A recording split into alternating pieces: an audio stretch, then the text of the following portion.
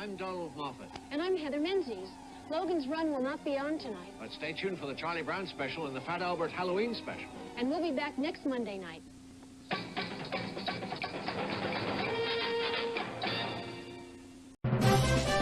Word Balloon is brought to you by the League of Word Balloon Listeners.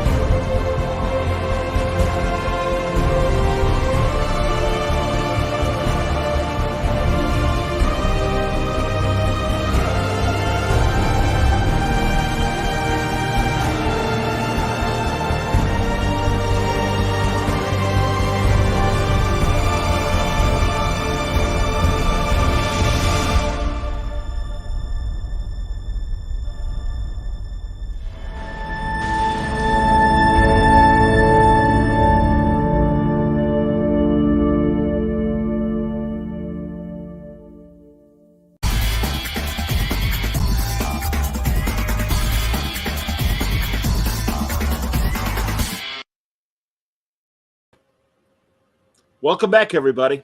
Time again for Word Balloon, the comic book conversation show, a special edition of the Big Bout podcast. John Suntress here.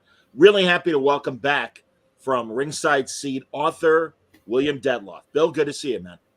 It's good to see you, John. Thanks very much for having me on. I appreciate it very much. My pleasure, man. I'm always happy to talk to you.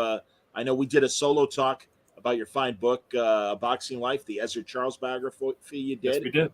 And now we jump a couple decades ahead to kind of the golden age of light heavyweights. Absolutely. With a look at Mathew Saad Muhammad, Boxing's Miracle Man from McFarlane Books. Matt Franklin, man, great. First of all, great cover. And man, well, if we speak about the cover, we have to say that it's the cover was designed by Michael Cronenberg, who of course was the founder and designer at Ringside Seat magazine, our mutual friend. So we can't let an opportunity go by, or I can't let an opportunity go by without acknowledging Michael's great design work. Again, look at that cover. It's gorgeous. Absolutely, man. He did a great job on the cover, as he does with every cover of Ringside Seat magazine. I told you before we started, I wanted to acknowledge him with this fantastic cover. Yeah, right. Really, Michael is amazing. Michael and his son do a fantastic podcast as well, and I know you're going to be on there shortly. Michael recovering from COVID. Feel better, Michael, if you're watching or listening. You know, the career of Mathew Saad Muhammad, formerly Matt Franklin, heartbreaking, kind of a classic boxer's tale. From rags to riches, back to rags, unfortunately. Yep. What intrigued you about this story? Well, a couple things. First, we were just discussing how close in age we are to one another. And so you were probably around the same age I was in the early 80s when Mathew Saad Muhammad, or Matt Franklin at the time, was engaging in all those wars on ABC and CBS, free television on a Saturday afternoon with Marvin Johnson and Richie Cates and all those title defenses he made. John Conte, of course, a couple times. And so what intrigued me right off the bat, of course, was he was unforgettable as an action fighter.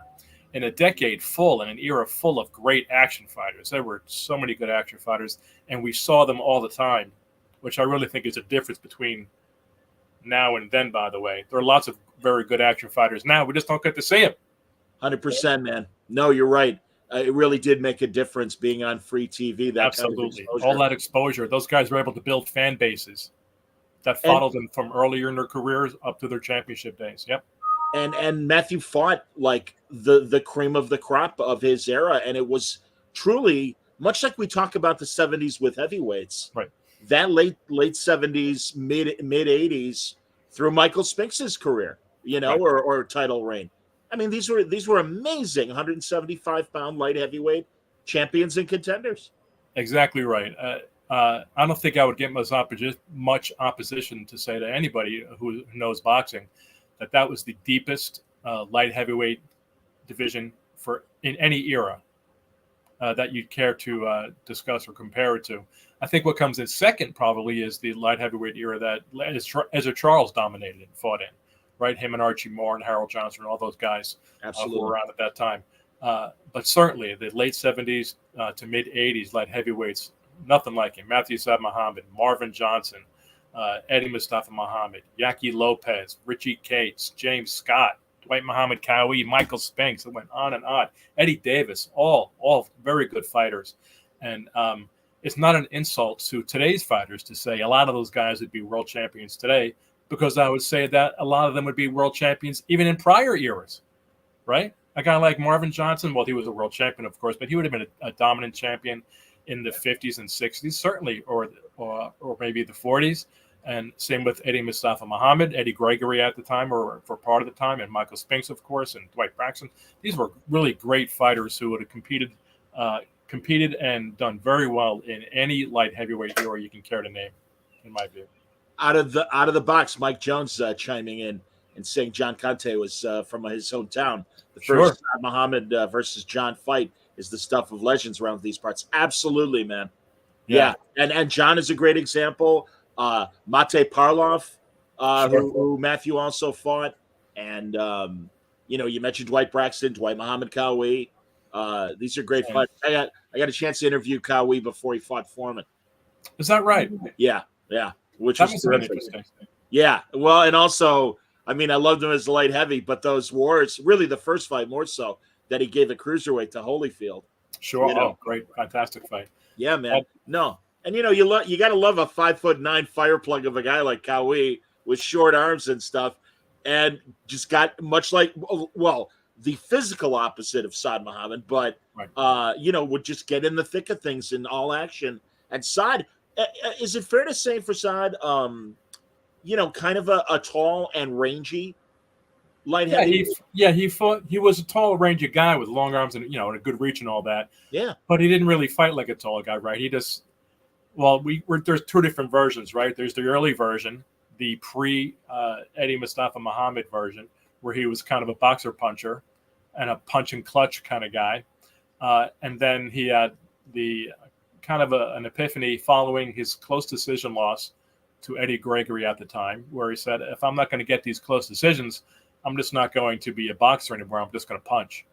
And that is when he was born as the most exciting fighter of his era. Again, in an era full of really exciting fighters we got to see all the time. Like, think of a guy like Ray Mancini, how exciting Ray Boom Boom Mancini was, or Alexis Arguello, Roberto Duran, and Sugar Ray Leonard, and Thomas Hearns, all really exciting fighters. But they all had, none of them were, I should say it this way. Mathew Saad Muhammad was better than none of them, right? Except maybe for Mancini, but he was more exciting than all of them. Yeah. He had an amazing ability to look like he was on his way out, clearly on his way out, about to lose violently and come back. And he did it over and over and over again. Much like the younger fans today revere Arturo Gatti. And I don't like to draw that corollary if I don't have to, but it is a good one, because Mathew Saad Muhammad was a full level better than Arturo Gatti. Mathew Saad Muhammad was a real world-class fighter. Right? I'm so with you. And I really do respect Gatti.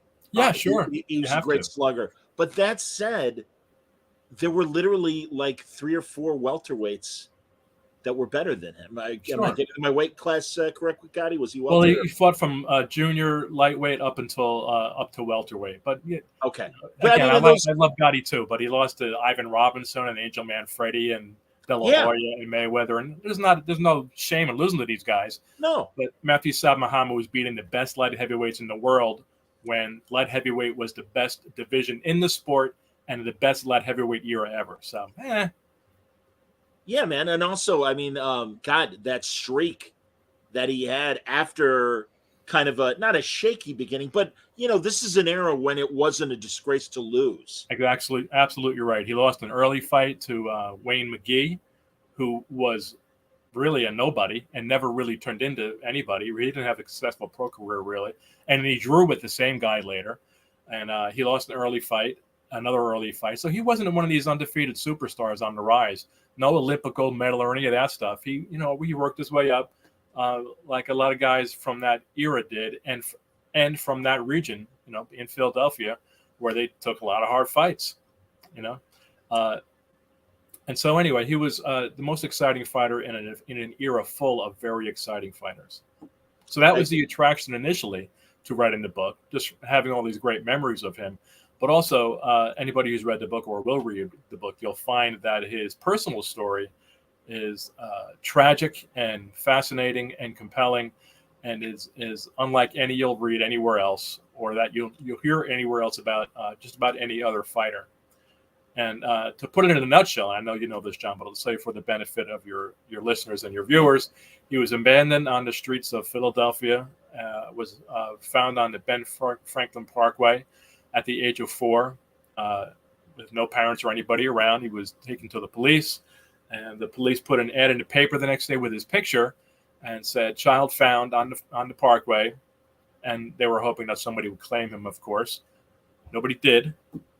And so he was turned over to the Catholic nuns who had a parish in the area, and put in an orphanage for a while, and then went to foster homes, and then was adopted by the Santos family in South Philly. Then began a long career in juvenile delinquency, to put it mildly. But he's got an amazing personal story, excuse me, that you can perceive relative to his boxing career one of two ways.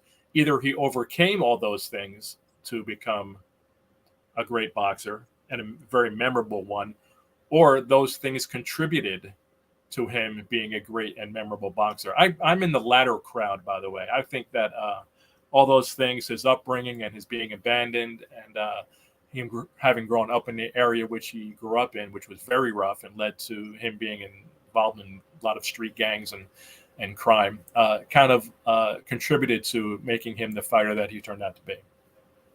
Agreed. Also, I think you provide a really great background of the Philadelphia boxing scene. Thanks. Beyond the obvious, beyond the Joe Frazier story. Yep. And you really get into where the people that helped him with his career, both training but also managing and stuff, where they came from and how they were connected to Philly boxing and stuff. And it's a real education to deepen your knowledge. New York always, everybody knows about the Garden and Gleason's Gym, right, and a lot of the great trainers of from really, the 20s all the way through the 60s and 70s. Sure. But it's great to read again about beyond Joe Frazier and Yank Durham and right, Eddie Futch and right, the guys like that helped Frazier out and stuff. And that's the thing. I mean, Saad's really got this amazing career that is so deeply tied to Philly. I mean, him and Jeff Chandler, I think, are really the next two guys after Frazier when you think of Philly fighters. Absolutely right. There should be. And along with that, people forget that both of those guys were trained by Nick Belfiore from the time they came in off the streets.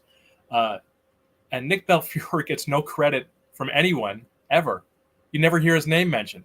The guy trained two Hall of Famers from his little Juniper Street gym from the time they walked the streets to world champions. And both those fighters dumped him, by the way, and got other people in charge of them.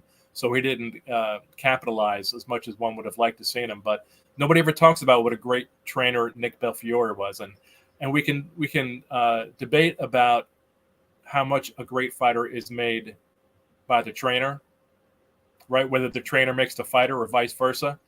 But it's not a coincidence when you got two guys, two Hall of Famers coming out of your little tiny gym in South Philly and within 10 years of each other. That's not a coincidence. Those things don't happen to many trainers.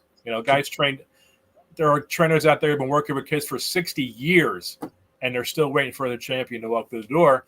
And Nick Belfiore had a couple of them within 10 years of each other, 5 years of each other, really. And it was really a lot of fun, frankly, researching all that was going on in Philadelphia from a boxing perspective in that period. Because every time there's a fighter from Philadelphia who's doing well or who's got a fight coming up, like Danny Garcia, for example, writers, especially general sports writers, let me put it that way, will mention, like you did, like the most famous names from Philadelphia, and they'll mention a name or two. But the number of fight gyms that were around in the 60s and 70s, late 70s, or into the 80s in Philadelphia was just ridiculous. You could throw a rock, you could stand in any part of Philadelphia and throw a rock in any direction and hit a fight gym that was just full of kids who wanted to be champions, who wanted to be fighters. And that's why that area, that city really produced so many really great and memorable fighters. And the gym wars, of course, are legend. But really, there were so many fight gyms around and so many fight clubs. And there were fights all the time. Say what you will about the effect that boxing has on a person's cognitive well-being, if you like. You can have that debate. Sure. But man, in those situations and in that environment, I got to think that boxing saved a hell of a lot more lives than it hurt, because there were just so many kids that needed something, right? So many kids that had nothing and needed something, and they didn't have to turn out to be champions in order to be saved by boxing. Mathew Saad Muhammad happened to be one who was saved by boxing and also who became a champion. But wow, what a service all those trainers and all those gyms did for all those kids in Philadelphia in those days who needed it, who needed something, right? Absolutely, man. A few other Philly fighters like, Betty Briscoe and absolutely. Was it Gypsy Joe Harris? Gypsy Joe Harris and yeah. And And Benton and Georgie Benton, of course. Earl Hargrove a little later in the 80s, and Frank Fletcher and Curtis Parker and Dwight Davis and all those guys, who they were all a little later than the period we're talking about, really. But so many good fighters, so many skilled fighters, and great trainers in that area during that period. Absolutely. I always keep forgetting to ask our mutual friend Nigel Collins if he was based in Philly. He was. Okay, there you go. He was. So, yep. So he must have been an invaluable source as well for you. I know you did your research and really, combed through stuff, and also being a fan yourself, had your own memories of watching Matt Franklin in action and everything. But yeah, Yeah, Nigel was friends with Matt, and he gave me the best quote, I believe the best quote in the book, when he was talking about the first Matt Franklin, Marvin Johnson fight. And he said it was the only fight I ever covered where I thought both guys might die. And if you watch that fight, man, you can't blame them. You can't blame, because they were just hammering each other. It's interesting now. Time clouds things and it clouds details, and you forget certain things about, especially when you're a kid, right? Absolutely. And I think if you're our age, okay, John, you're in your mid to late 50s. Oh yeah. And you think back to Marvin Johnson, you say, that guy was kind of funny looking. He had the really bad receding hairline. It made him look decades older than he was, and he got knocked out by Matt. He got knocked out by Eddie Gregory and blah blah. But then you rewatch or watch his fight against Mathew, both of them, and man, Eddie Gregory was a 100% badass. Not Eddie Gregory, but him too. Wow. But Marvin Johnson was 100% badass. The shots that he was hitting Mathew Saad Muhammad with at that time in both of their fights would have knocked out 99.9% of the human population. Marvin Johnson was a beast, and the only thing that saved Mathew Saad Muhammad against him was his ability and his toughness and his refusal to submit to or to cave in underneath the whirlwind that was Marvin Johnson, that had beaten everybody else but one guy up until that point in his pro career. Marvin Johnson was 100% badass, and Matt just out-toughed him and outmanned him twice. And again, the first fight, it's a perfect description when Nigel says the first fight I ever, or the only fight I've ever seen where I thought both guys might die. It sounds over the top, but it really isn't. If you watch that fight, and I encourage all your viewers and your listeners to go to YouTube and watch the first Mathew Saad Muhammad Marvin Johnson fight, and you'll be stunned. My favorite fight on YouTube of Mathew's, and thankfully almost all of his major fights are on YouTube, is his fight with Richie Cates, where I think Matt was at his absolute best as a boxer puncher. But they're all great. All of them were sensational fights. Totally, man. No, Yaki Lopez, another guy that on a different night would have been champion and everything. Absolutely. And a wonderful fighter. Jerry Martin, a very solid light heavy contender and stuff. And that's the thing, man. These are all notches on Matt's belt. And Ali is really obviously best known for the rope-a-dope and taking punishment, coming from behind in the Foreman fight. But really, Matt did it more with a lot more action rather than just leaning on the ropes and everything and letting the other fighter punch himself out. Yeah. I guess you could say that Matt had that one 70-second period against Lopez in their second fight where he just took a pounding. And really, that happened in the first fight too. We forget he outboxed Lopez in the first fight. But there was one period where Lopez landed a right hand that hurt Matt, and Matt went against the ropes and he unloaded. And it happened again in the second fight where Matt just stood there and took it. But Ali was against Foreman, and his rope-a-dope tactics later in his career were an entirely different thing than what Matt was doing. Matt was taking flush shots, where Ali was tying guys up, slipping and sliding, using the ropes to his advantage, pushing down on guys. Matt was just taking flush shots to the head, partially because he was stunned, and also because he knew he could. He knew at some point Yaki Lopez was going to empty his gun, and then Matt could take over. And he knew that there was nothing Lopez could do to him that he hadn't done to him in the first fight. So he had no real fear of Yaki Lopez. Even though in their second fight, another one of my favorite passages from the book is when Mathew's best friend and sparring partner, Tony Green, told me he stayed with Mathew for a week after the second Yaki Lopez fight because Matt was so beat up. And he said, Matt won that fight, but Lopez really hurt him. He really beat Matt up. And so he felt compelled to stay with Matt for a week after that fight to make sure he was okay. Unfortunately, am I right? The diagnosis for Matt, as far as his passing, he died at 59, sadly. Yeah. And really had a rough third act of his life. He did. As depicted in the book. Did you ever have a chance to meet him? I didn't. I never met him in person. I spoke to him on the phone a couple times. Okay. Which I talk about in the introduction to the book. And I'm glad that, John, that you brought up his reason, his cause of death. The doctors never gave a specific cause of death, but they did say that he had. There was some evidence that he had ALS, right? Yeah. Which is very strange because nobody that I spoke with told me that they ever saw any evidence of any ALS. And we know by now the symptoms of ALS: paralysis, right? Difficulty walking, yes, slurred speech, and he didn't really have those things. There were times when he didn't respond as quickly as we might hope, but a lot of people are like that, right? The guys in their 50s, I'm like that. I don't respond as quickly as I like. Right? You're singing my song, man. I'm with you. I know. So I don't deny that there was probably some cognitive damage there. How could there not be? Yeah. Right? But to be honest with you, I'm not convinced that that we have the full story with regard to what caused his death.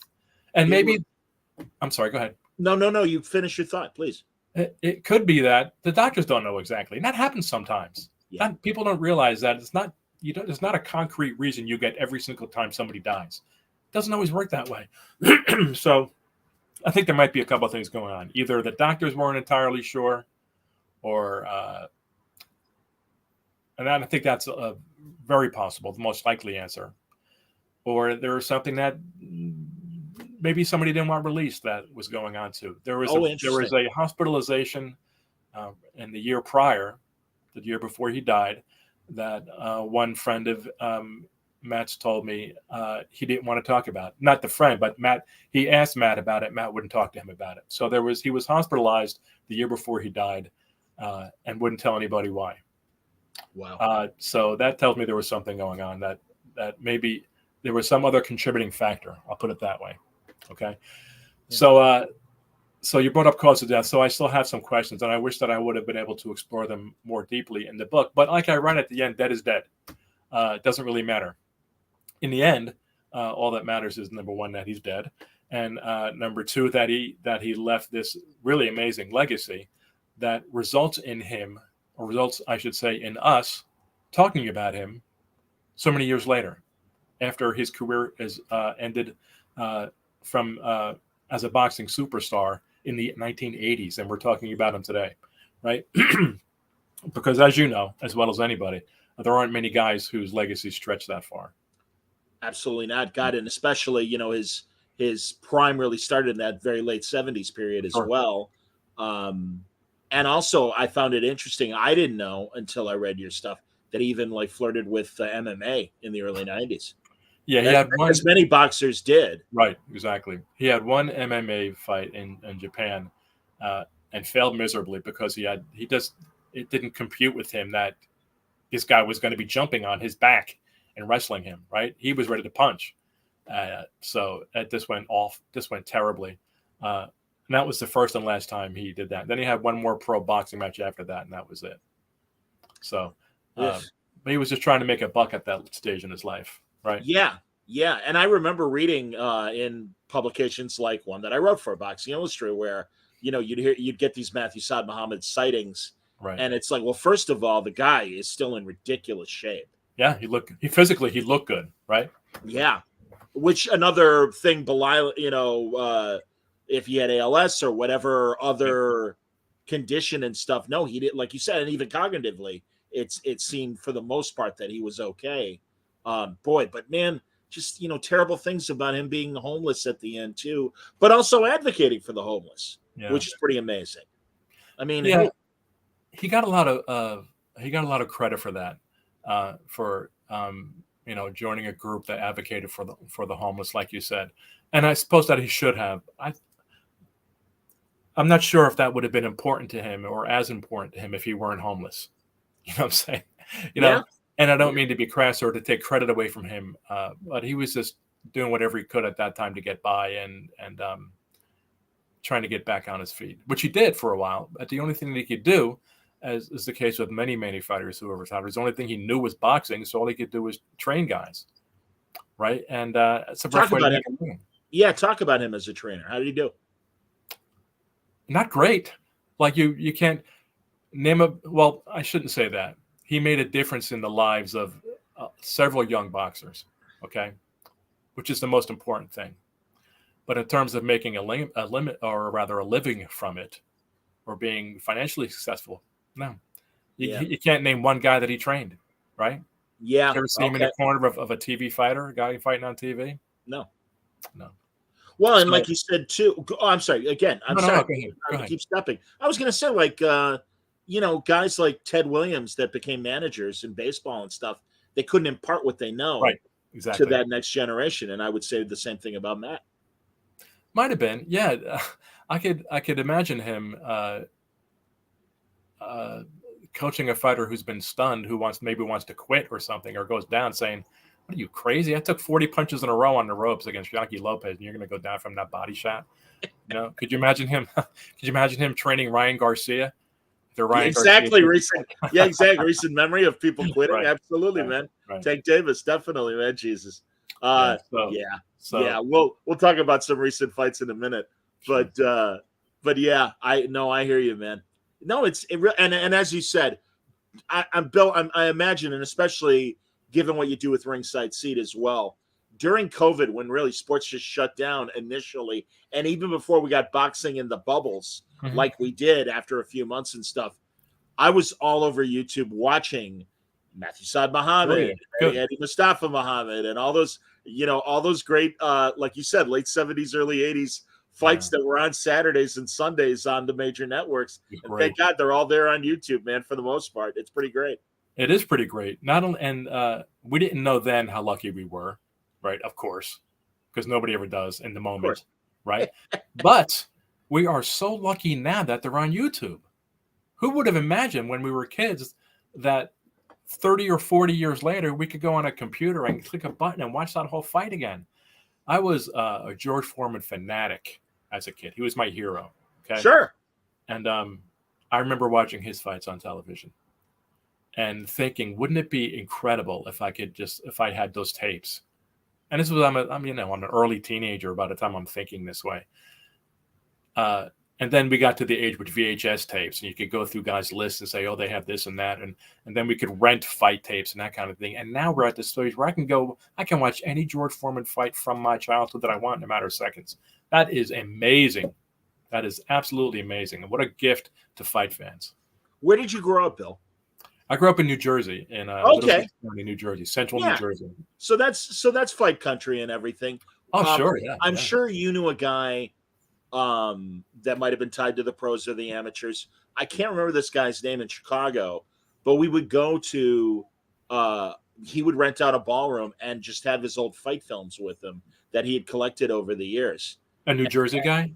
This is a Chicago guy that was doing that. Sorry. Okay. But again, no, I mean, we would, oh man, and the best was like, I've got a newsreel clip of Charlie Burnley, like sparring. Something like, and we're like, oh, we all want to see it, man. That's all we got. Yeah. When I was about probably 14, and I was fighting as an amateur, and my trainer gave me a projector, not the projector, but he gave me the 8mm film of Ali Frazier 1. And I sat in my parents' house in the little dining room at night with the lights off, watching an 8mm film of Ali Frazier 1. Just blown away, of course, what I'm watching. And today, click, I can watch it anytime I want. Stop it here, stop it there, go get a drink, come back, watch the rest of it. We live, for all we complain now, we live in an amazing age in that respect. Yeah, for those kinds of things, absolutely. Man. No, it's wonderful. And also not only the fights themselves, but God, it's so funny. I forget a few months ago or weeks ago, they were acknowledging that, it had been so many years since HBO stopped doing boxing coverage. Right. And you think of some of the controversial fights like Tyson Douglas, and not only their coverage of the fight itself, but the aftermath, and having the balls to have Don King and Mike on ragging about the Douglas fight. And, Douglas should have been knocked out when the long counts and everything that they claimed were happening during Douglas Tyson. I mean, it's amazing, and that they had the clout to stand up to a promoter like Don King and go, Don will give you a chance to talk, but we disagree. Right. And think of today's boxing product that you have to cover every month and everything, and the way that the promoters really run and it's not just boxing, it's happening in all the major sports where the leagues are really kind of controlling the television in a lot of ways. Sure, and they control the narrative. That's precisely why, and to a degree, it's been like that always, to some degree, right? Everybody wants to control the message, right? Used to happen by managers paying off newspaper writers, right? Like in the 40s, when there was no television and no film, the newspaper writers the managers would go around at ringside, get this guy a 20, this guy a 20, so that the newspaper writers in their columns the next day would write favorably about that manager's fighter, right? So it's always been that way. It's always been about controlling the message. So my philosophy, not only as a fan, but as the editor-in-chief of Ringside Seat magazine, is to concentrate on the fights themselves, and the stories, even more so than the fights, the stories that the fighters bring into the ring with them, and the stories of the fights.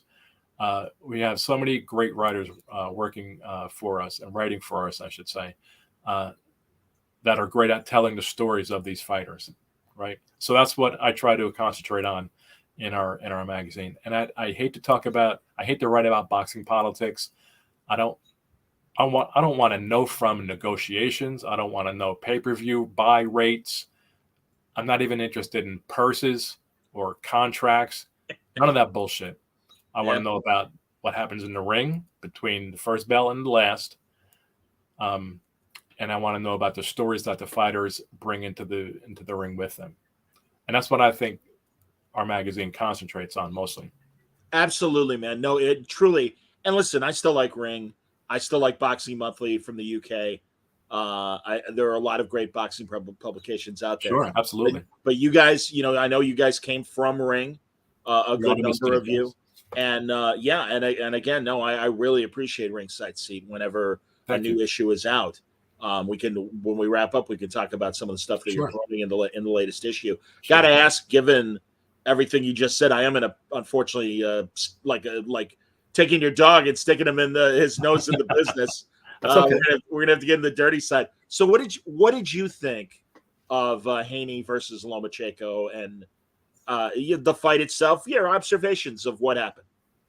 I think the result was consistent with boxing's history of judges favoring a younger, fresher guy with a bigger upside, with the bigger eventual upside.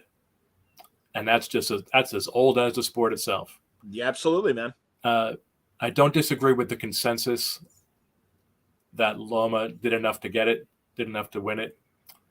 And I wholeheartedly agree with the opinion that Moretti's scorecard was an abomination and he should just stop judging fights, but he won't. They run these guys to death, man. These guys will be on respirators judging fights. I just don't get it. Well, I do get it. It's not about the fight. It's about the money and the old boys club or whatever.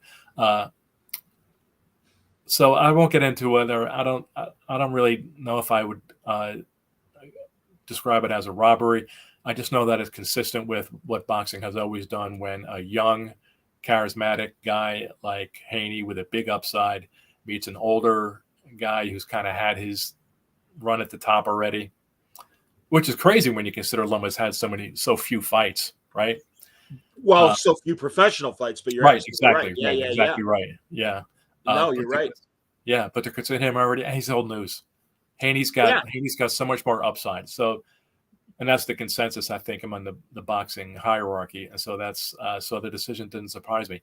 And we all know, we can see this going in time and again. And Raleigh's recent fight with that guy Basoro, I might be mispronouncing his name, who looked like he was 107 years old.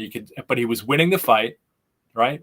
And you just knew as the fight was progressing, there's no way he's either they're gonna rob him on the cards, or it's gonna end some way, and it did.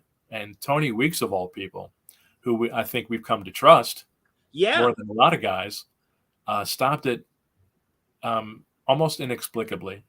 There's a small piece of me that says, you know what, Tony Weeks saw this guy was gonna get hit hard soon, and he was just saving that from him. But saving him from that.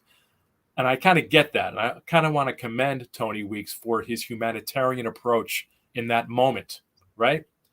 But Tony, that's not your job. It's not your job to be the nice guy. That's just not what it is. His job is to let the fight conclude of its own volition. And nobody forced him into the ring. Nobody put him a gun to his head and said, you got to fight Raleigh. The guy was doing his job. He was leading on the scorecards. And if Raleigh was going to take the fight at that point by giving him a concussion, that's the sport. Yes. That's the sport. I'm with you, man. No, I feel the same way. It's funny. I was rewatching the Legendary Nights presentation of the Chavez-Meldrick Taylor fight. Yep. And in the same way, all those different circumstances. Sure. But kind of in the same way with Tony Weeks, Richard Steele had reached that level of, like, the Walter Cronkite of boxing referees. You trust right. Richard Steele. Yeah, sure. And I think in the same way that initially when he stopped it, we're all like, what the hell? And then we got the medical report immediately after the fight and how banged up Taylor was. And it's like, I kind of now do sympathize with Steele 30 years later, where I'm like, I kind of get it, what he was doing. But, man, just 2 seconds left. 2 seconds left in that fight. Yeah, that's another great one for everyone to watch if they haven't seen it before. When I was writing for Ring and KO, I think it was KO, we named that the fight of the decade. Brilliant boxing match, and in a way, a great street fight also. Oh, and the stoppage still bothers me more than it should, because Chavez wouldn't have landed another punch. 100%.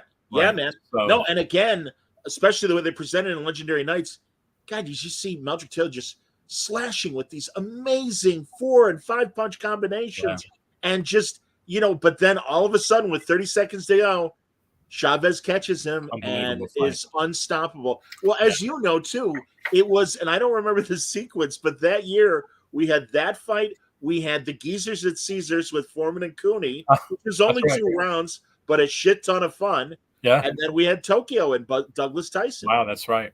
You know, you're absolutely right. You know what? The Chavez Taylor fight was on the day that I got married. Oh my God. We left the reception, and I wanted very badly to have a TV somewhere in there, but that wasn't happening, right? But all my friends, we all wanted to go see the fight. We wanted to know what the outcome was, so we got in our cars into the limos after the reception, put on the radio, and this is something that has changed. We put on the radio, and within minutes, they had announced the result of the fight, and it wasn't like a sports station; it was a regular radio station on FM. Sure. Yeah, it wasn't like FAN or any of that, but I'm with you.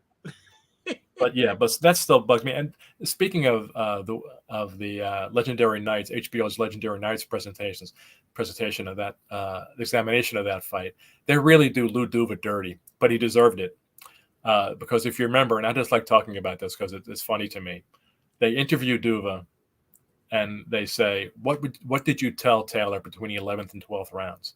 And Duva says, I told him, box, box, box, move, move, move. Stay away from him. And then they show the clip of what he told him between 11. And he said, fight him, back him up, knock him out. You got to knock him out. So they did Duva dirty, but he deserved it. And proof is there. Exactly right. And it was Duva at whom Taylor was looking when Steele was asking him questions because Duva had climbed up on the ring apron. And he distracted Taylor from Steele. Yes. If he had kept his fat ass ringside and stayed down, perhaps Taylor would have been able to compose himself. Steele. Right. Yeah, exactly. And the fight might have continued.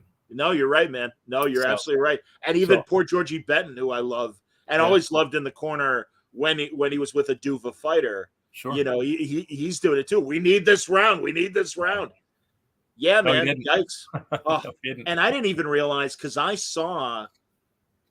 I'm trying to remember now if it was I was at Chavez Taylor 2 and also one of the Chavez Frankie Randall fights where Taylor fought on the undercard leading up to that rematch.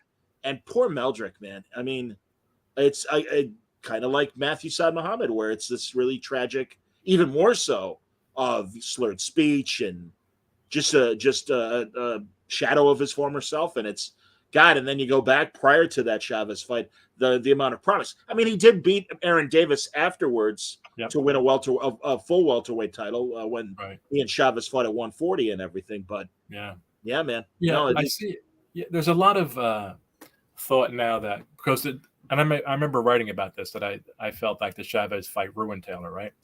And I thought there was ample evidence of that at the time in the immediate following fights and the following years, but there's been some thought against that now because he beat Aaron. He beat Aaron for a title and Glenwood Brown, but people are forgetting Glenwood Brown knocked him down twice, right? He didn't look great. He got knocked out by Terra Norris, knocked out by Crisanto Espana. He was getting knocked out all over the place, knocked down or knocked out all the time after the Chavez fight. So I remember speaking with one guy about that fight, and he didn't think it was the case where like the Chavez fight physically ruined Taylor, but more so that he trained his heart out for that fight, lost it anyway, and never found the motivation again to train as hard, which is a different kind of ruination, right? It's still ruined him, but not in a physical way, like mentally he ruined him. I'm with you. That's possible too, I think. No, I hear you, man. Yeah, and Aaron Davis, of course, was the name I was trying to think of before, but all I could get out was Aaron. So yeah, you were right. I knew what you meant. We said Aaron Davis. It's cool. Don't worry, man. I'll be honest. I was gonna say, and maybe I'm getting it wrong, because when we talk about guys like Lomachenko, who at 35 still showed that he has plenty in the tank and should be respected. Was it Daniel Esparagosa, or Daniel Mendoza, who was like a 130 pounder, who was like boxing Methuselah in the late 80s, early 90s, and kept winning and even won a title at an age where a featherweight should, or whatever, featherweight to 135, somewhere in there. The guy I'm thinking.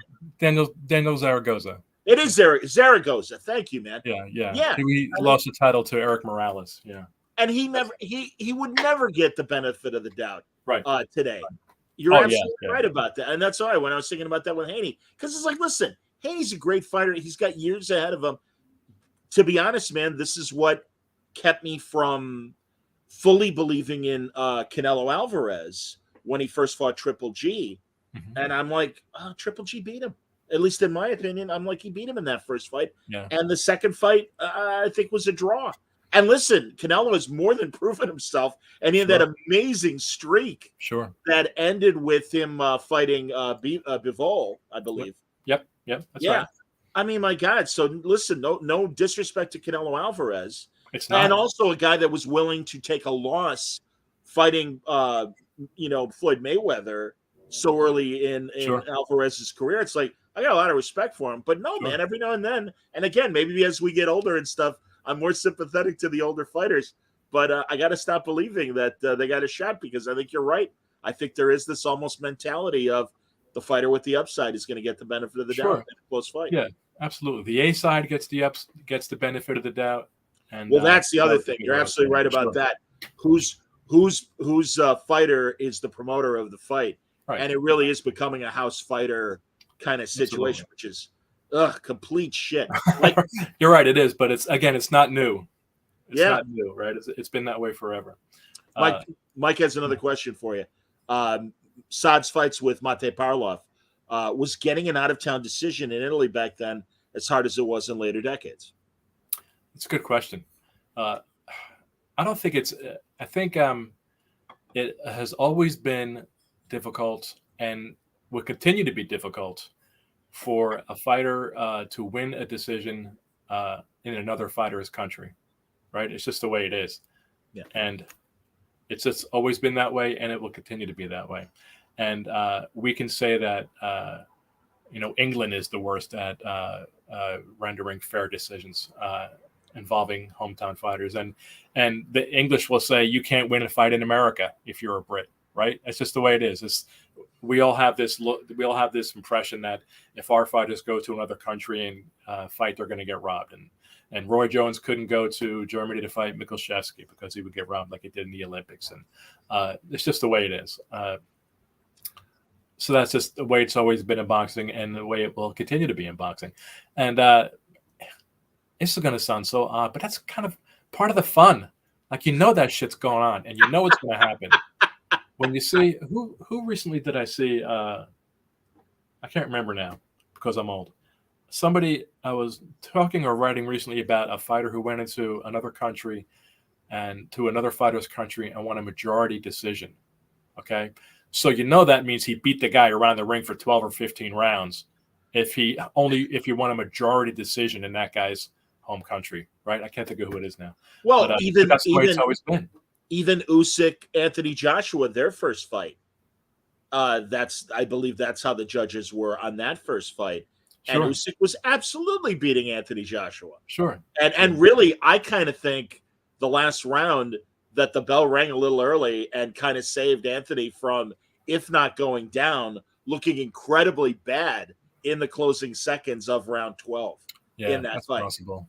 Was it a shortened round? I don't know. He was falling fast. Yeah, man, he was on the ropes. He's leaning on the ropes, and Usyk was pounding him. Oh, here, Mike's got a follow-up. He says, agreed. The UK is bad, but even worse was Sven Alke in Germany. That was unreal. I remember Robin Reed being punched. See, Mike knows caution for punching. This can't be the Mike Jones from Philadelphia who used to be a fighter, right? I'm sure there's a million guys in the name of Mike Jones. Well, I was thinking too, and I'm probably getting it wrong for her last name, but one of Jerry Cooney's managers. Right. Is that who you're talking about? Yeah. There I know. I was thinking the same thing. Yeah. Probably not. That Mike Jones might have passed away. I don't know. Yeah, I don't know. Right. I really don't know. But he did. He did. Okay. Right. He Okay. did. But I was thinking about the fighter from Philadelphia named Mike Jones who helped me with my book on Joe Frazier. He was the guy who he fought out of Philly for a while at middleweight. He Simon Russell Peltz and had a couple of fights on HBO, and he was knocked out by the guy Randall Bailey. And that was pretty much the end of his career. But his name was Mike Jones. So, but I'm sure there are lots of Mike Joneses out there. So no offense to you, Mike.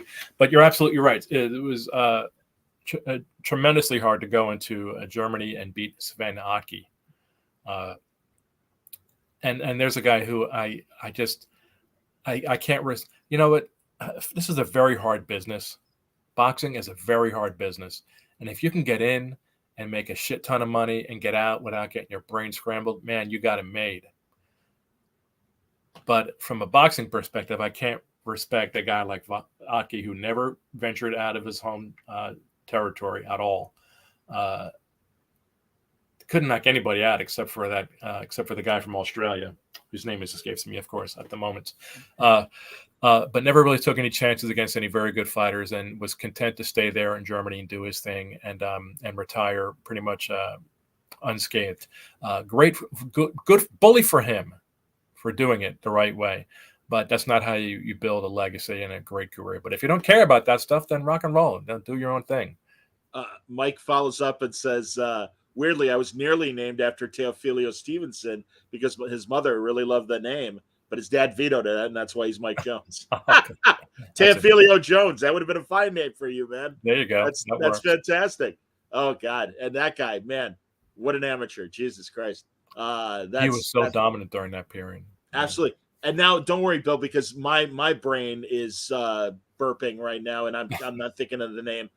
The German guy, was it, that fought Tyson Fury and bloodied him and lost the decision, and he's an active oh yeah, I know you're talking German or Swedish heavyweight. It's terrible how I'm sorry, buddy. I'm sorry. I don't mean to you're killing me. But no, there's I know exactly who you're talking about. Yeah, is it Otto something? Otto. It is Otto something, and maybe Mike knows. But oh man, it's truly like there's a guy that doesn't have the right juice behind him, and also nobody wants to fight him. Yeah. Because he busted up Tyson Fury, and Fury's really lucky that they allowed that fight to continue. Because any other promoter, any other fighter, they would have stopped that after. I mean, my God, he was exactly right. Ridiculous, the amount of blood that he lost and everything. Right, and that gets back to being the A side. Right, if you weren't the A side, that fight would have been stopped. And in fact, if his opponent had been cut like that, the fight would have been stopped in that fight. Right? How's Bob Arum in his 90s? Still, like, I mean, how much is he really running things, and how much are his kids running things? You know, I mean, I know his daughter's husband, and I forget who else. Dettloff. Yeah, exactly. No, I remember seeing Dettloff, the Bob's daughter, a lot in the 90s at various top ranked cards and things like that, because I know she's very active in the organization, or was. Yeah, as far as I know and can tell, Bob's still running the show. It's amazing. Good for him. Hey, absolutely, like Norman Lear at 100 or whatever, and still able to make new TV shows. No, I'm absolutely with you. Hey, again, as we approach senior citizen era and stuff, it is great to see vital men in their senior years for decades beyond that. Yeah, he's doing something right. He's doing something right. Well, and Donna, I know Don King is still there. Thank you, Mike. Otto Wallin. Absolutely. That's what we were talking about. Indeed. I appreciate it, Mike. That's hilarious, man. A few other people watching, they're just not chiming in with comments the way Mike is. But yeah, Otto, I mean, as soon as I saw that fight, I'm like, we got to watch out for that guy. And everybody's avoiding Otto Wallin. Nobody wants to fight that guy. What are you going to do? I don't know. How about the Chinese guy that beat Joe Joyce? He's interesting. Very interesting. He's not terrible for a great big giant guy. He's and you know what I mean by that, because a lot of these guys are just lumbering, But there are a couple of heavyweights out there that can fight. Jared Anderson looks interesting if you want to talk about American heavyweights. Sure. And this big giant guy can fight a little bit. The guy who just won. So it could be interesting. I'd said before that I'd like to concentrate on the fights and what's happening in the ring. And so I tire fairly quickly of all the negotiations for Fury and Usyk. And now Fury's going to fight some guy nobody has ever heard of from Australia, I guess. And Wilder was going to fight Joshua, but now Joshua's talking about fighting Fury, and Wilder still hasn't signed with anybody. So, it gets tiring. It gets tiring. Man. But you know what? And so again, I concentrate on what happens in the ring and the stories they bring with them. And when I'm tempted to say, "Oh, this is just today's fight game. This is why nobody cares anymore because it sucks now," I think back to the '70s, for example, and say, people were going crazy when George Foreman didn't defend his title for a year, and then when he finally did, he picked Joe Roman, right? And nobody believed Ali was anything anymore, and Frazier was supposedly finished, and this it's all cyclical. It all happens over and over, and in the moment, we see it as this terrible thing and an indication that everything sucks now. But as time passes, you recognize that there was some good things going on there. And now, again, we revere the heavyweights of the '70s, not only as the best athletes and the best fighters, but during that period, as these great fights were always happening. But if you look back at those newspaper accounts and look back at what was being written in the magazines at the time, it was the same kind of stuff. Like I just said, George Foreman didn't defend the title. Then when he finally did, it was against Joe Roman, and it was in Japan. And then there was a whole weird thing that happened before the Norton fight. Foreman said he hurt his leg and he was going to pull out of the fight like the day before the fight, and it was in Valenzuela in Caracas because he didn't want to pay taxes. There was all kinds of shady stuff going on in the '70s that we just forget about because they were the times when we were young, and being young is great. So I remind myself of things like that when I get really tired of the shenanigans that we see now. The '90s was a great era for heavyweights also. Oh, absolutely. Absolutely. Some very good fighters in the '90s. A lot of guys fought each other. But I remember at the time saying, why is Lennox Lewis in court suing people and not fighting? Why isn't Roy Jones fighting heavyweights if he wants to talk so much shit? Oh, God. When he beat Ruiz, and that was the 2000s, and he won the WBA title from John Ruiz, I was on my sports talk radio station, and I was considered one of the boxing experts. And the host, very nice guy, is like, well, this is a big accomplishment for Roy Jones. I'm like, he beat the 5th best heavyweight, and that's being generous when you talk about John Ruiz. Right. I'm like, I'm sorry. It's an accomplishment. It's just not this amazing. I'm like, he won a piece of the title. He didn't beat the man. I'm sorry. He didn't. He beat the worst of the heavyweight titleists out there. Yeah, absolutely, man. Right. Absolutely. So again, whenever I get tired of all the nonsense and the bullshit, I take a step back and say, we got to look back and see how it was all these times that we revere now, look back at so fondly, and say every era has its shit. And this is just the way the game is. And you hang in there and hang in there and hang in there. And sooner or later, a fight comes up and you say, that's what this is why I can still watch. This is why I still watch. No, I'm with you, man. I haven't seen it yet. Have you seen the Foreman biopic? I have not, and I don't plan to. Really? Yes, for a couple of reasons. Well, number one, as a Foreman fanatic, I know too much about him and his career, and I know that the movie would ruin it. It would be a terribly unpleasant experience for me to watch the movie because they can't just. It's a Hollywood movie, so they can't just tell the story. It's an amazing story. All they got to do is tell it exactly the way it happened, and that's not going to happen. It's going to be over the top and romanticized way beyond what is necessary, right? They can't just tell the story. And so I suspected that would be the case as soon as I heard about it being made.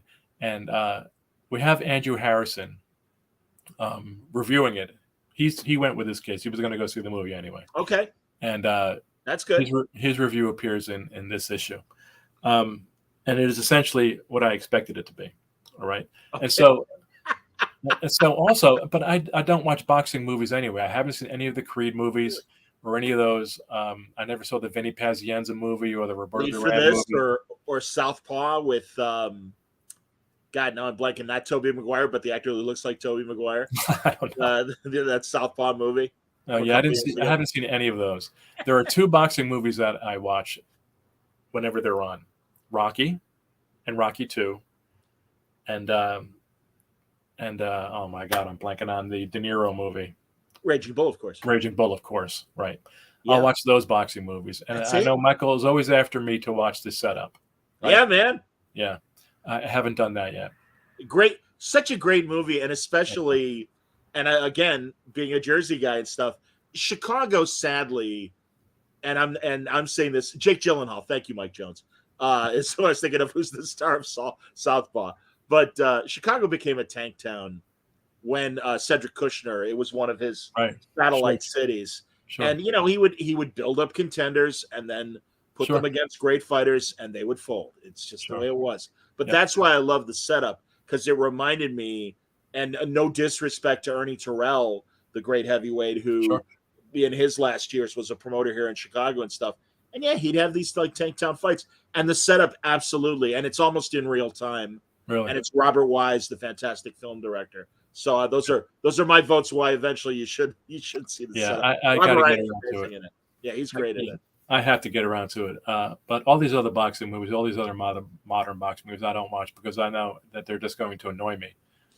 I just because when you've spent your life around the sport and watching the sport and consuming it, you know what's bullshit, and you know that the storylines are going to be tired and it's going to be full of cliches, and so I don't bother with them. And I knew right off the bat that the Foreman movie would be terrible, and apparently it is.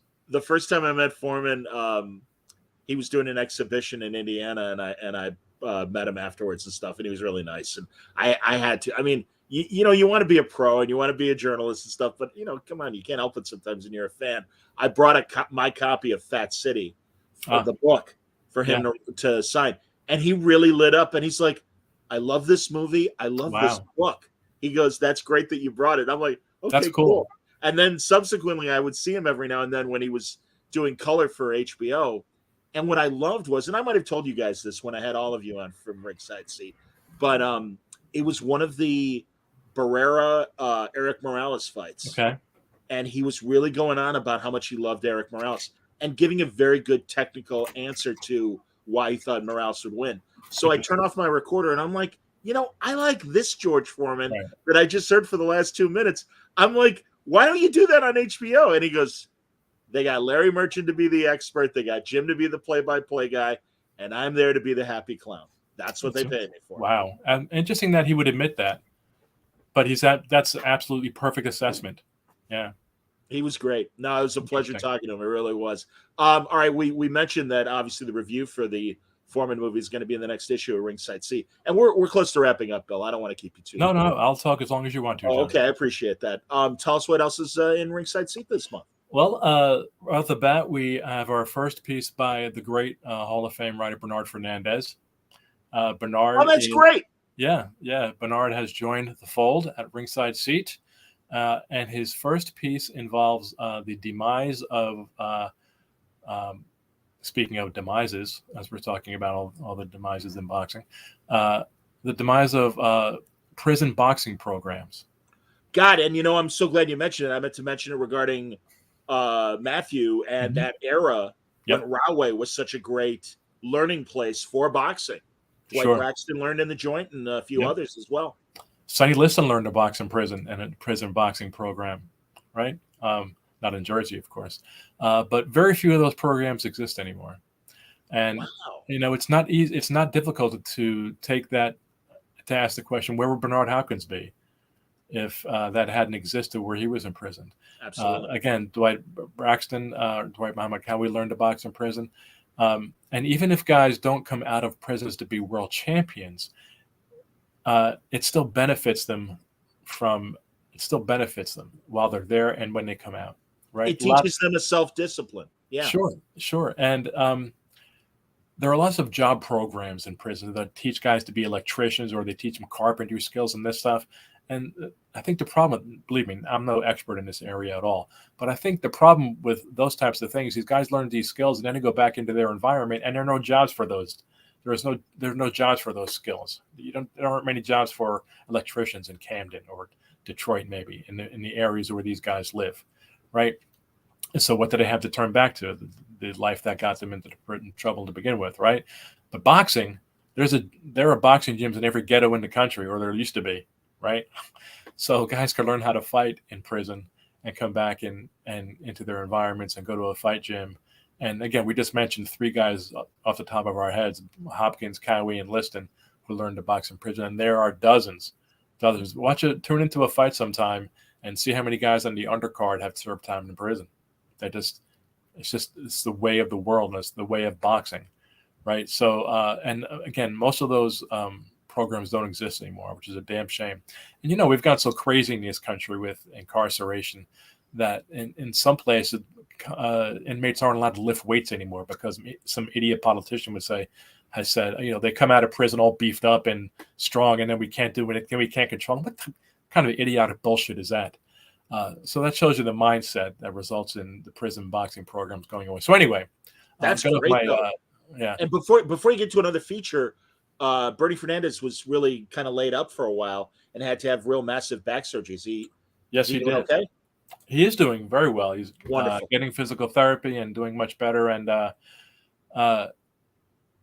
to kind of put it, I don't want to quote him directly because I'm going to get the quote wrong, but he feels most like himself when he's writing boxing. Okay. And he feels most alive when he's doing this stuff. So that's great. If I get the sense that if Bernie could only move his one little finger, his one index finger, that he would be writing boxing stories with that one index finger. That's wonderful, man. Yeah, that's great. That's like Ebert at the end. And God, the man lost his voice.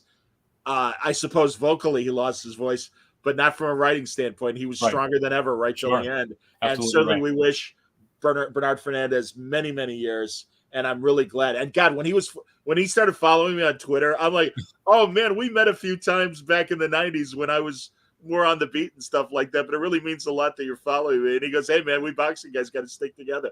I'm like, right. Oh, that's Bernie. Thank you, man. Yeah, that's Bernie. Yeah, he's a good guy.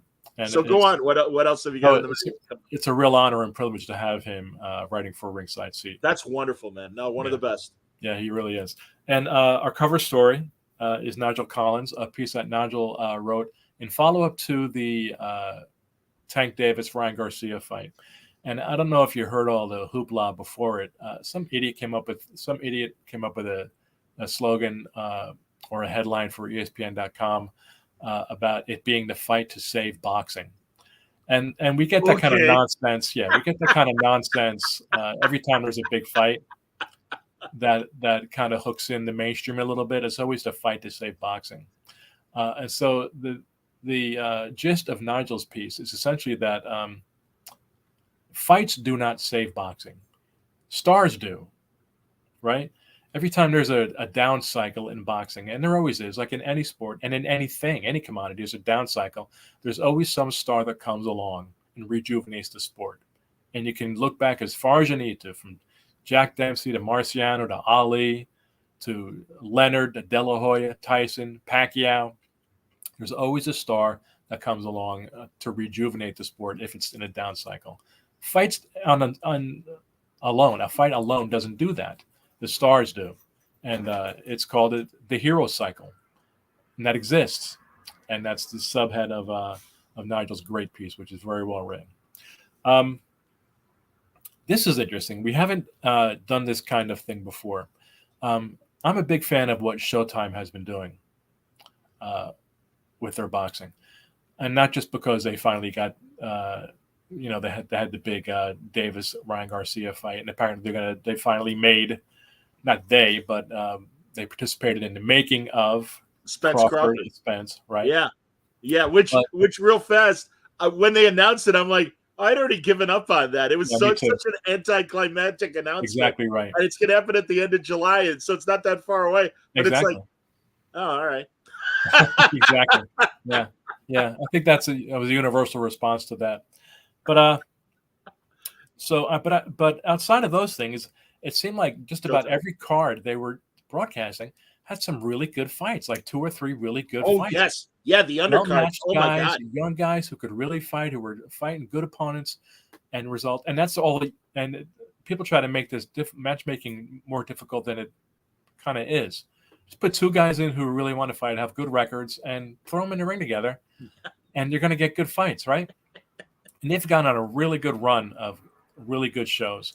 And Steven Espinoza, who's the head of sports there, is primarily responsible for running that ship. And I have Eric Raskin doing a full-length interview with Steven in this upcoming issue about what they're doing right at Showtime, what they've done wrong, what they've learned along the way, what it's like to not have HBO around anymore. It's a really good interview, and Steven is very forthcoming about some things. So that's another issue. We have. Do you remember the journeyman heavyweight Jeff Sims? Yes. So Glenn Sharp, who specializes in writing dark histories of fighters, John, does a masterful job of revealing the sad story of Jeff Sims to our readers. Really big punching heavyweight from Florida who just couldn't get out of his own way, couldn't get out of his past in order to move himself or his career forward, even though he had lots of natural ability. So a hard punching heavyweight from that era whose biggest moment was when he floored Ernie Shavers in their slugfest, which I believe took place on the undercard of Muhammad Ali's last fight against Trevor Berbick in the Bahamas. Oh, wow. Yeah. So it's a really great and typically heartfelt piece from Glenn about the tragedy of Jeff Sims. Interesting. And the lightweight champion, Ken Buchanan, died in April. Yes. Wonderful fighter. He was a wonderful fighter who should be known by American fans for more than his low blow loss to Roberto Duran. Yeah. I mean, Bernard O'Shea does a deep dive on Buchanan and his squabbles with his manager, which I knew nothing about. No. And it does it in a very good way. And it's a very interesting and good read. And we'll introduce a little late, I guess, Buchanan and his history to the American readers long after it's long overdue. But it's a very good piece by Bernard O'Shea. And I keep looking over here because that's where it's written. Oh, it's all good, man. We have Ronnie McCluskey with a feature about how the things fighters do these days to stay relevant after their fighting days are over. Like we have Floyd Mayweather fighting these exhibitions against YouTubers, and over in Great Britain, David Hay is on all kinds of reality shows and these type of things. It's a fun piece by McCloskey that examines that trend. Plus, we got, again, film and book reviews, as we always do. Eric Raskin has a great Southpaw Stance column on bad decisions and possible changes we can make to try to improve the decisions process in boxing. So it's a jam-packed issue. That sounds great, man. Well, my one remedy, I think, for some of these controversial decisions, we need to go to uneven rounds for a championship fight. If you want to make it 11 or 13, and obviously everyone's afraid of 13. Right. But for no good reason, but yeah. Well, of course, for no good reason. But that's the thing, man. And I forget, I was reading someone who had realized that, into the 80s, we still had 15-round championship fights. And it's like, well, that's too brutal. And it's like, it isn't. Exactly. I'm like, sorry, man. No, that's where your medal was proven. It was normal. That was what we did. But for over 100, you're almost 100 years. Exactly right. And here's I had that same reaction, like, oh, that's so ridiculous that you think it's too brutal. That's so silly, because it was just the fighters didn't think so. Right? The fighters were in shape. They trained for 15 rounds. They stayed active, and a lot of times, I think I responded to a tweet where I said, a lot of times at the end of 15 rounds, the good fighters were less exhausted than you see guys fighting at the end of 12 rounds now, because they trained for it. It's just But here again, if we step back and say, if we look back in the history books and say, oh my God, this guy knocked out this guy in 27th round. How the hell did I do that? It was normal to them. Yeah. Right? It's so generational. Everything is so generational. But yeah, I had the same reaction. 15-round fights were absolutely no more brutal than 12-round fights. Absolutely not. There was a different pace and a different way of conditioning that enabled these guys to go 15 rounds. And there were no studies that proved that it was more dangerous to go 15 rounds. Yep. The death of Dooku Kim following the Ray Mancini, his fight with Ray Mancini was alarmed a lot of people because it was hurt in the 13th round, I think. That's 13th right. or 14th. And got people frightened. But the main impetus was that a 12-round fight was easier to package for television shows than 15 rounds. So, but yeah, I miss 15-round fights, but it's never coming back. It just isn't. No, it's not. You're absolutely right, man. No, nobody wants to do it, which is a shame. It is a shame. Yeah, and also not only the Dooku Kim death, but also I know Tex Cobb's beating at the hands of Larry Holmes made Howard Cosell walk away from boxing. Right. After decades. Yeah. Those were the days. Do you remember? That the IBF hung in there with 15-round fights for longer than the WBC and WBA did? I remember that. The only reason I remember that is because, and it was before I was writing boxing, a friend and I went to fights in Newark, New Jersey, and Bob Lee was there, and it was an IBF title fight or something. Maybe it wasn't a title fight, but he was there. It was some IBF fight. And, of course, Bob Lee was a criminal and was a corrupt, terrible guy. Yeah, but the point was, when we saw it was him, we went like, hey, 15-round fights, keep them going. And he was like, yeah, we will. And, 2 months later, they were doing 12-round fights. Right? Sad but true. Yeah, but I always remember that they held on with the 15-round fights a little longer than the other guys did. Who was your favorite color man? Who was your favorite play-by-play man?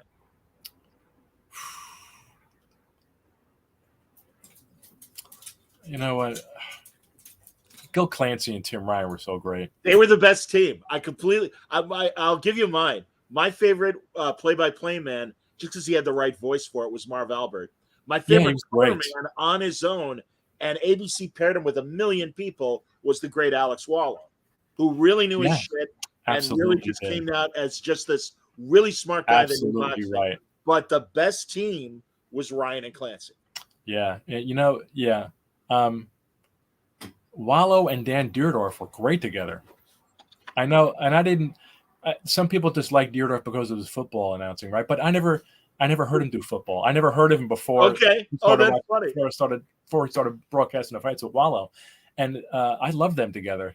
And people laugh at Wallow today because wasn't he like the president? And he said, president of the network, and he said, "Screw this! I'm just going to do the fights myself." But he was good. He was very good. He was great. Yeah. And I mean, and you're right. And I mean, they had a revolving door for a while. I mean, they eventually settled on Deerdorf, but Lampley was there for a minute at ABC as well. Right. And even Keith Jackson did a couple fights with Wallow as well. But I don't know, man. Again, you're right, because I was so used to Deerdorf doing football. And poor Deerdorf, I mean, great guy. Really, I had the pleasure of meeting him a couple times in the 90s. He had that lisp as well. And with theme that these festivities are clearly that great voice and everything. And it's like, all right, I guess they had to justify the contract, so they're throwing boxing to him and stuff.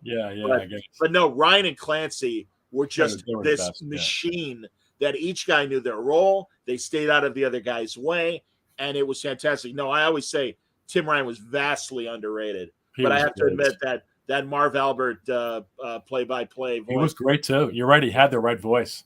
He really did. You know what's funny too, and again, it shows what a hypocrite I am, because I hate, one of my pet peeves, of course, as it is everybody's.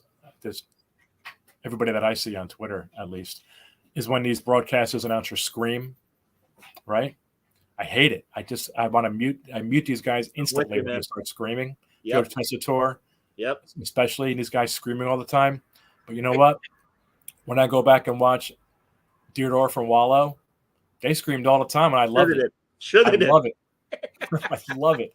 And sometimes Cosell screamed. Frazier. He screamed throughout that whole fight. But I loved it. Yeah, but again, I don't know. And again, maybe these are my rose-colored glasses, but it seemed like they only screamed when it was appropriate for the moment. And they didn't plan a signature knockout call or something. Right. And I'm sorry, everybody. If you love Max Kellerman, God bless you. But he annoys the hell out of me. And the one thing I'll never forget, that I'm like, shut up and actually watch the fight that's unfolding in front of you. And it was one of the Canelo Triple G fights. And his line was, he's winning the story. Is he winning the fight? And he kept like hammering that over and over again. And it's like, cover the fight that's in front of you. Yeah. And I mean, it happens in every major sport. Sure. Joe Buck does it. Joe Buck has home run calls or some sort of signature thing that he wants to put at the end. And it's like, please don't write the end. I mean, sports is that last bastion of, we don't know how it's going to end. Right. Let it really happen in front of you and stuff. Oh, that's funny. Kerry's been watching, but he chimes in. Agree about Max Kellerman. Thank you, Kerry. I agree with you, man. There you go. So thank you, man. Yeah. I mean, again, listen, and really, I give Max a lot of credit for helping the ESPN audience digest boxing. He drives me nuts. I won't deny it. He drives me nuts. Well, he doesn't call it fights anymore. So no, he doesn't. But even on his Max on Boxing, Rayfel, Dan Rayfel had a great streaming show in the early days of ESPN Plus. That was a no-bone show. Essentially, what we're doing right now. It was basically him with a camera in his office, and then cutting to Zoom interviews with various people, and then reading the mailbag. And I like Dan a lot. I'm sure he wouldn't remember me, but he was like a guy that when I was on the Fight Beat, I would talk to him. And I just respect his knowledge. I think he's a very knowledgeable guy. But man, I just that show that Max has is just, and it's so top rank. I never watch it. Yeah, it's so top rank oriented, and it's like, God, it just when the Ukraine war broke out, it kind of drove me nuts that on that weekend on Showtime there was, and I forget his name, one of the welterweight contenders that was from the Ukraine was fighting the main support fight of the main event. And it's like, okay, this country's at war, and this poor guy is stuck in Vegas and has to have a 12-round fight. And I'm like, how come you're not covering this, man? I go, guess what, pal? Your heroes, Lampley and Cosell, would absolutely have this on their weekly show. And then the next week, he had this puff piece at the beginning about the spirit and the fighting spirit of the Ukrainian fighters. And it's like, no, man. Give us some real journalism here. This is in fact, I had Nigel on when it was happening and stuff. And I'm like, God, Nigel, this, other than things like, now I'm blanking again. Middleweight and light heavyweight champion, the guy from Biafra from the 60s and 70s. Dick Tiger. Thank you. I'm like, I don't think we've had a situation where we've had an active fighter where his country was that much at war. Well, and of course, the explosive thin man, of course. Nicaragua. Arguello with Nicaragua, yeah, man. But I'm like, this is so rare. And isn't it interesting, sadly, that while the world is on fire, these guys are in other countries. And really, God, think of all the great, like Bivol, great Russian fighters that have to fight with the stigma of what's going on with Russia and Ukraine. Yeah. It's unfortunate.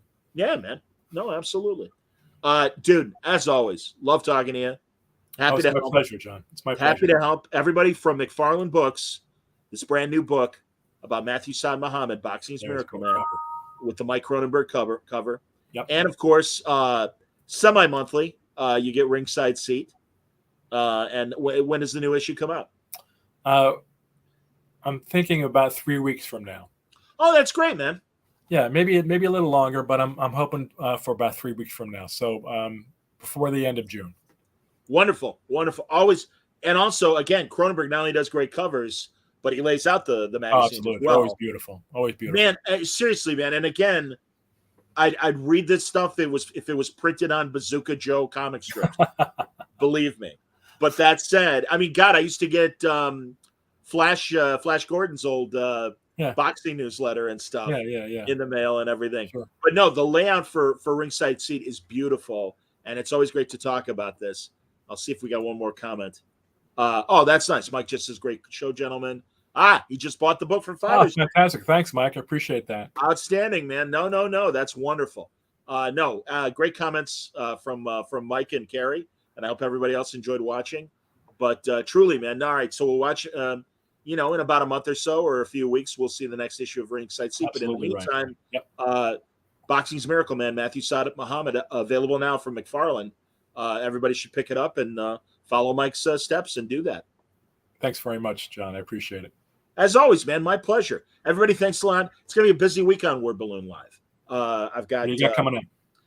Mark Guggenheim, the wonderful television and comic book writer, is going to be talking about his comics for Marvel and IDW. He does a Star Trek comic book that's excellent. We'll be talking about the writer's strike as well. Nice. Wednesday, my good friend, the great cartoonist Doc Shaner, is going to join us, and that'll be a fun conversation. And then comic writer Van Jensen will be joining us as well. Nice. So good for you. Busy week. Absolutely, good. Man. No. The sun never sets on Word Balloon. So good. Thanks a lot for watching, everybody. Hang out for 1 second, Bill, after we wrap up. But everybody watching, thank you very much. Until next time, stay safe, stay happy, stay healthy.